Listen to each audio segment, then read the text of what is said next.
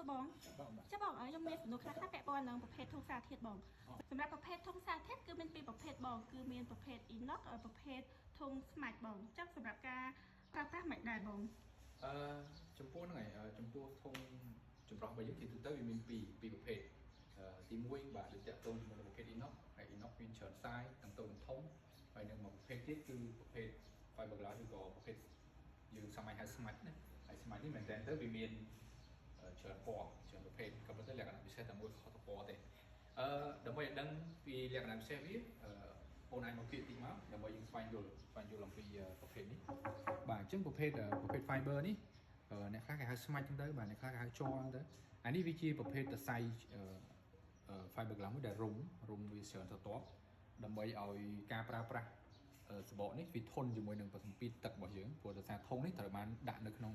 ដាក់សារធាតុចម្រោះដើម្បីធ្វើការចម្រោះទឹកអញ្ចឹងវាត្រូវការមាន pressure មានសម្ពាធអីផ្សេងៗអញ្ចឹងអានេះគឺវារុំក្រាស់មែនតើហើយគឺធន់នឹងសម្ពាធហើយអ្វីលក្ខណៈពិសេសវាទៀតគឺវាស្រាលបាទវាស្រាលប្រភេទនេះហើយធន់នឹងដូចគ្នាហើយ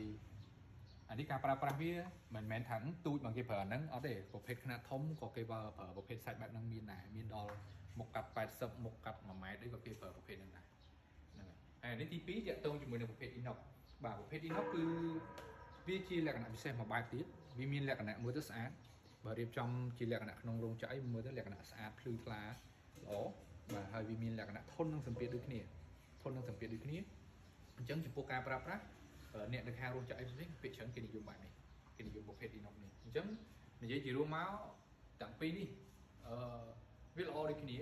ក៏ប៉ុន្តែអាស្រ័យលើតម្រូវការចំណង់ចំណូលចិត្តរបស់អ្នកប្រើប្រាស់តើតើគាត់ចង់ប្រើប្រាស់បែបណាឲ្យប្រើប្រាស់មួយទៅសមរម្យ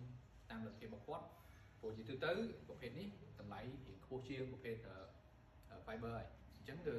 តាមតម្រូវការតាមលទ្ធភាពរបស់អ្នកប្រើប្រាស់អញ្ចឹងធុងទាំងពីរនេះគឺអាចប្រើប្រាស់បានដូចគ្នាហើយធុងទាំងពីរនេះមែនតើទៅជាលក្ខណៈប្រើប្រាស់ចម្រោះនៅក្នុង indoor ឬក៏ outdoor អាចដាក់ហាលថ្ងៃហាលភ្លៀងបានស្រាច់ចិត្តហើយធន់នឹងអាកាសធាតុមែនតើអញ្ចឹងសម្រាប់បងប្អូនដែលគាត់ចង់ប្រើប្រាស់ធុងចម្រោះប្រើទឹកស្អាតឬក៏ចម្រោះនៅក្នុងប្រព័ន្ធសិប្បកម្មផ្សេងៗពីប្រភេទនេះគឺប្រើប្រាស់ប្រភេទមួយណាក៏បានហ្នឹងហើយអរគុណច្រើន